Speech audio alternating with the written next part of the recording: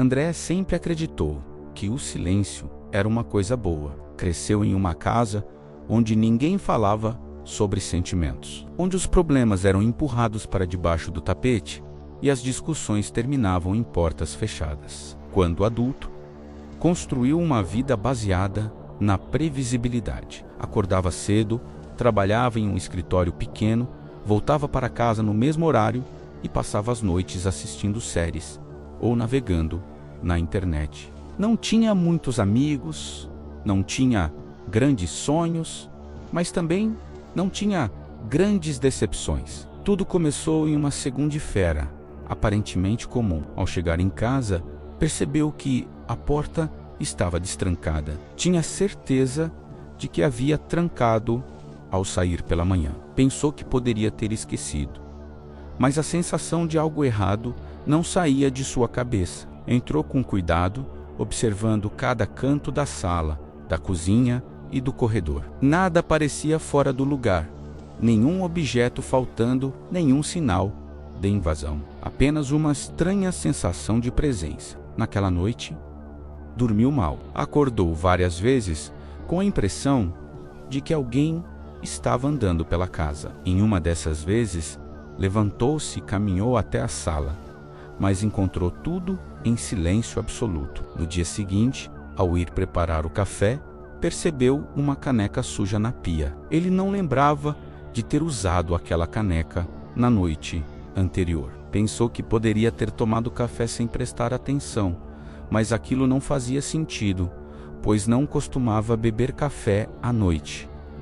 Decidiu ignorar e seguir a vida. Porém, nos dias seguintes, outras coisas estranhas aconteceram. O computador aparecia ligado pela manhã, com páginas abertas que ele não lembrava de ter acessado. O celular mostrava mensagens enviadas para contatos antigos, com frases curtas e confusas. Anotações surgiam em seu caderno de trabalho, escritas com sua própria letra, mas com ideias que ele não se lembrava de ter tido. Certa noite, encontrou um papel dobrado sobre a mesa da cozinha.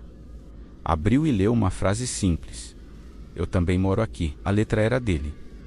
O papel era dele, mas a mensagem não fazia sentido. André sentiu um arrepio percorrer suas costas e, pela primeira vez, teve medo de estar perdendo o controle da própria mente. Depois do bilhete, André passou a observar a própria casa como se estivesse entrando ali pela primeira vez. Cada móvel parecia fora de lugar. Cada sombra parecia carregar um significado oculto. Ele começou a trancar a porta com mais cuidado, conferindo 2, 3 vezes antes de sair. Mesmo assim, ao voltar, sentia o mesmo desconforto, como se alguém tivesse circulado pelos cômodos em sua ausência. O medo inicial deu lugar à desconfiança de si mesmo. André começou a pesquisar na internet sobre lapsos de memória, sonambulismo, episódios dissociativos. Leu relatos de pessoas que realizavam tarefas complexas enquanto dormiam, outras que criavam rotinas inteiras sem se lembrar depois. Tentou se convencer de que estava apenas cansado, sobrecarregado, talvez deprimido. No entanto, as provas continuavam surgindo. Certa manhã, encontrou no celular uma gravação de áudio feita durante a madrugada. Apertou o play com o coração acelerado. No início, havia apenas silêncio e o som distante da rua. Depois, uma respiração pesada. Em seguida, uma voz, era a voz dele, mas mais firme, mais segura. A gravação dizia que ele precisava parar de fingir, que aquela vida pequena não era suficiente, que alguém precisava tomar decisões. André desligou o áudio com as mãos tremendo. No trabalho, começou a perceber olhares estranhos. Colegas comentavam que ele estava diferente, mais direto, menos paciente. Um supervisor chegou a elogiá-lo por uma postura mais firme em uma reunião, algo que André não lembrava de ter feito. A sensação de viver em atraso, sempre tentando alcançar algo que já havia acontecido, tornou-se constante. As noites passaram a ser o momento mais temido. André evitava dormir, ficava acordado até tarde, assistindo qualquer coisa para manter a mente ocupada. Mesmo assim, o sono acabava chegando, pesado e profundo. Pela manhã, acordava com dores no corpo, como se tivesse passado horas em movimento. Em algumas ocasiões, encontrava roupas diferentes. Em um fim de semana, decidiu instalar uma câmera na sala. Queria provas, queria entender o que estava acontecendo. Na primeira noite, a gravação mostrou algo que fez seu estômago revirar. Às 3 da manhã, ele se levantava do sofá, caminhava pela casa com passos firmes, abria armários, escrevia em papéis, olhava diretamente para a câmera e sorria. Não era um sorriso cansado, era confiante. Ao assistir aquilo, André percebeu que não estava lidando com um invasor, nem com um estranho. Estava lidando com algo que conhecia intimamente, mas que sempre tentou manter escondido. A gravação mudou tudo. André passou a assistir aos vídeos noite após noite, analisando cada movimento, cada expressão, cada gesto. A pessoa na tela era ele, mas ao mesmo tempo não era. O jeito de andar era mais decidido, o olhar mais firme, o corpo menos hesitante. Aquela versão parecia não carregar o peso constante da dúvida que sempre acompanhara. André, em algumas gravações, ele falava sozinho, caminhava pela sala, gesticulava, argumentava, como se estivesse em uma conversa silenciosa. Em uma delas, parou em frente ao espelho. Ficou encarando o próprio reflexo por vários minutos. Depois, escreveu algo em um caderno e foi dormir novamente. Na manhã seguinte, André encontrou a anotação. Dizia que ele era fraco, que sempre escolhia o caminho mais fácil, que vivia uma vida que não lhe pertencia de verdade. Dizia também que alguém precisava assumir o controle antes que fosse tarde demais. Aquela leitura trouxe lembranças antigas, situações em que engolira a própria raiva, em que aceitara humilhações calado, em que desistira de oportunidades por medo. Ele percebeu que aquela outra parte era tudo o que havia reprimido durante anos. Um acúmulo de frustração, ambição, desejo de mudança. Decidiu procurar ajuda profissional. Um psiquiatra o ouviu com atenção, analisou os vídeos, fez perguntas detalhadas sobre sua infância. Falou sobre transtornos dissociativos, sobre mecanismos de defesa extremos, sobre como a mente pode fragmentar a identidade quando a pressão é constante. André saiu do consultório com uma mistura de alívio e terror. Alívio por não estar imaginando tudo. Terror por saber que não tinha controle sobre si mesmo. As noites se tornaram mais intensas. Em uma delas, André tentou ficar acordado para confrontar a outra versão. Lutou contra o sono, bebeu café, caminhou pela casa. Por volta das 3 da manhã, sentiu uma mudança estranha, como se alguém estivesse puxando sua consciência para o fundo. A última coisa que viu foi o próprio reflexo no espelho, sorrindo antes de sua mente apagar. Quando acordou, estava sentado à mesa da cozinha, com um caderno aberto à sua frente. Havia páginas e páginas escritas. O texto narrava planos, decisões, mudanças drásticas, falava em abandonar o emprego, mudar de cidade, cortar relações.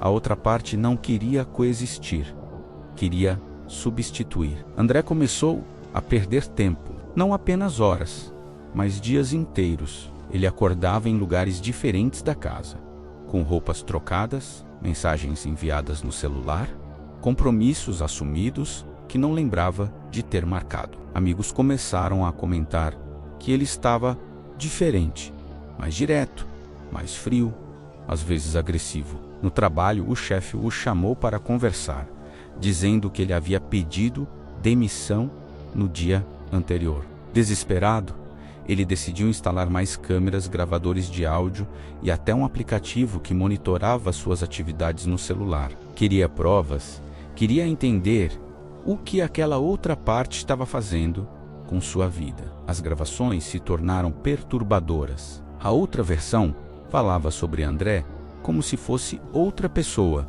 alguém fraco que precisava ser substituído. Em um dos vídeos, ele olhava direto para a câmera e dizia que era apenas uma questão de tempo, até assumir completamente. André tentou destruir as câmeras em uma noite, mas acordou com as mãos cortadas e o equipamento reinstalado, como se alguém tivesse reconstruído tudo enquanto ele dormia.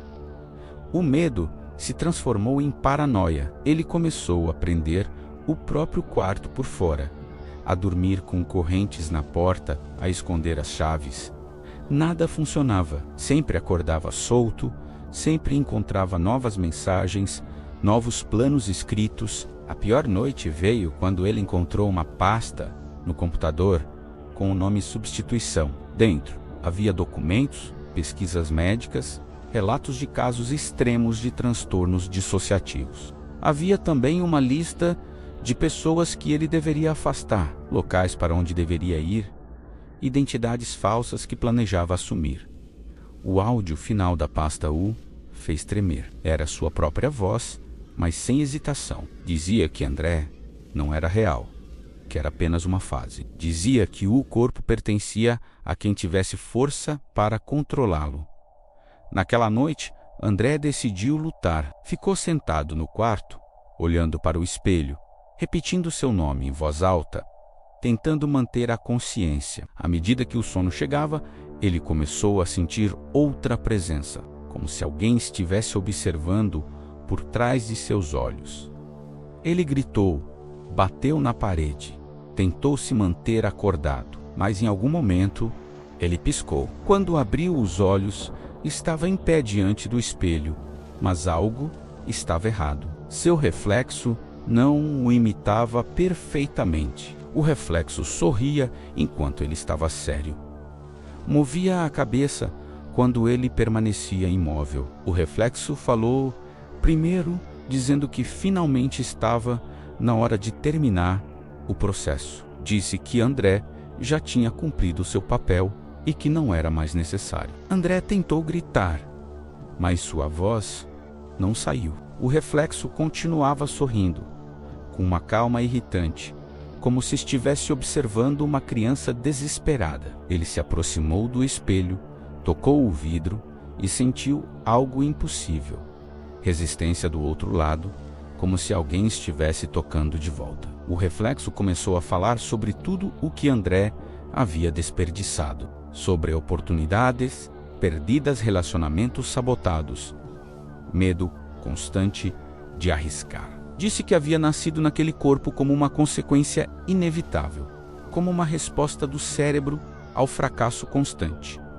Ele era o que André deveria ter sido. A imagem no espelho estendeu a mão e atravessou o vidro. O mundo ao redor de André começou a distorcer. As paredes pulsavam, o chão parecia respirar, e o reflexo caminhou para fora, tornando-se sólido, real. Ele era idêntico em cada detalhe, mas sua postura era dominante, seus olhos eram frios, e sua expressão era de alguém que já havia vencido. Eles se encararam por longos minutos. O outro André explicou que já vinha tomando decisões há meses, moldando a vida para uma transição completa. As demissões, as mensagens, os planos de mudança não eram erros, eram ensaios. Disse que a mente precisava se acostumar a uma nova liderança e que a única coisa restante era apagar a versão antiga. O quarto começou a desaparecer, substituído por memórias da infância de André,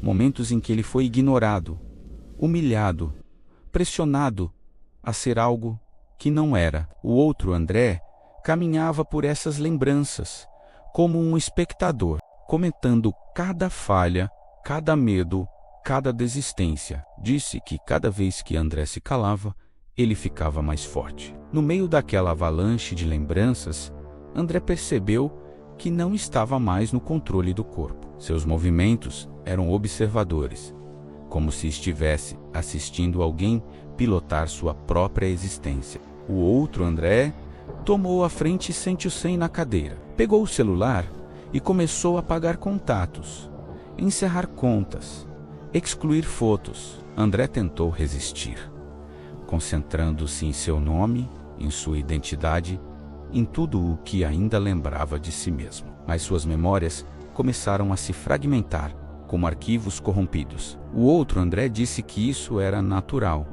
que a identidade antiga precisava se dissolver para que o corpo não entrasse em colapso. A última coisa que André viu foi o outro abrindo o notebook e gravando um vídeo. Ele olhou para a câmera e explicou que finalmente estava completo, que havia eliminado a parte fraca. Disse que ninguém perceberia a diferença, porque ele sempre esteve ali, apenas esperando o momento certo para assumir. Meses depois, alguém encontrou o antigo apartamento de André vazio. Nenhum sinal de luta, nenhuma pista. Apenas um notebook ligado, reproduzindo um arquivo de vídeo em loop. No vídeo, um homem idêntico a André dizia calmamente que a mente humana não é uma unidade, mas um campo de batalha, e que às vezes a personalidade que sobrevive não é a original, mas a que estava disposta a fazer qualquer coisa para vencer. O arquivo tinha um nome simples: substituição completa. Se você chegou até aqui, comenta agora. Você acha que André morreu ou foi apagado da própria mente? Se curtiu essa história de terror psicológico, se inscreve no canal Arquivos Secretos, deixa o like e compartilha.